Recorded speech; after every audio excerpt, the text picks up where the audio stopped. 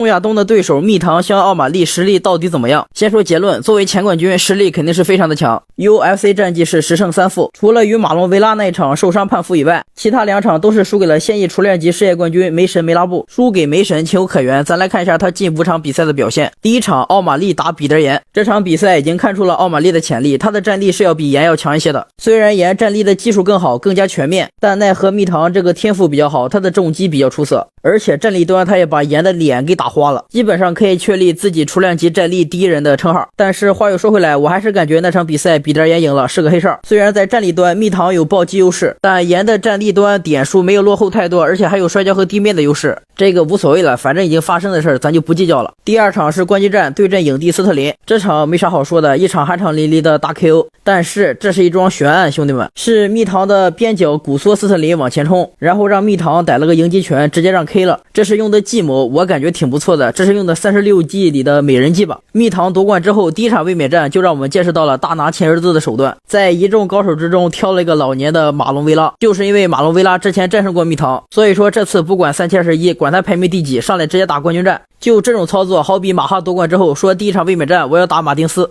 这都可以随意挑卫冕战对手了，有点过于黑暗了。但是结果也是大家想到的，这个马龙维拉除了扛揍没啥优势，让揍5个回合结束。第4场比赛是与梅拉布的一番战，这场比赛奥马利有点被摔懵了，因为一般跟他打的选手都是追着他跑，他可以在外线狙击，而梅神这次不一样，他反其道而行之，他在外面跑，而蜜糖只要一进攻，梅神就迎摔。这次输其实主要还是防摔有点差，而梅拉布与奥马利的2番战虽然这次防摔上去了，但战力又下来了，最后是被梅神一个南北脚降服了，可以说是天克。我们通过这场比赛可以发现蜜糖是一个风格极其鲜明的选手，他是这个量级最好的战力选手，拥有第1档的静态天赋，拥有双架的重拳，还有很好的步伐精准以及控狙，但是他又是前5里面最偏科的一个选手，他的摔跤和地面确实是前5里面最差的，但是以他的超长臂展，还有精准打击能力以及外侧的环绕步，一般的选手够呛是能摔得了他。但是兄弟们，东哥不一样，东哥有2重威胁，第一个就是从今年一直开始练的摔跤，但是大家别忘了，东哥也是这个量级最重的重炮手，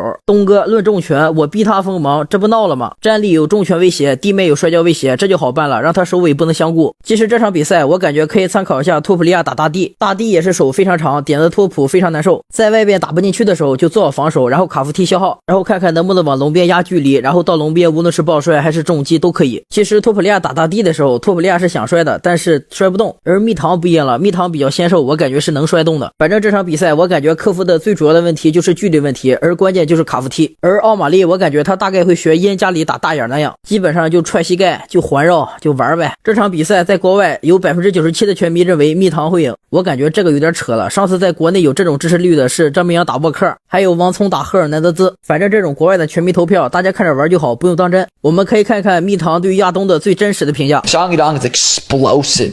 young, hungry, very experienced for being so young. And he's like 27, 28. He's fought some of the best guys in the division. Got a really good fight camp out over there on Team Alpha Male. He's Chinese. Oof. So he's smart. Yeah, very smart. Not an easy fight. Not an easy fight. I didn't want this fight. 其实蜜糖对亚东的评价真的挺高的了，就国内某些极端黑粉老是说打不进去啥的，其实前5这些选手战力差距真的不大，没有那种什么军训啥的，决定性因素还是在地面。而且这场比赛对双方以及 UFC 来说都是双赢的局面，对东哥来说打蜜糖肯定是提高知名度，无论输赢都能挣很多钱，而且赢了还有冠军挑战权。对蜜糖来说他真的得制止连胜了，他已经2连败了，现在前5其他选手除了刚打完比赛就是预定了比赛，反正就只有亚东了。对 UFC 来说也是双赢，只要东哥赢了，中国市场直接爆炸，说不定还有可能在中国举办数字赛呢。而如果蜜糖赢的话，以他的影响力，那又是一块大宝，又能赚钱。反正这场比赛无论如何怎么看都是血赚的，而且这场比赛也是东哥最重要的一场比赛，咱们就为东哥加油吧，希望继续创造历史。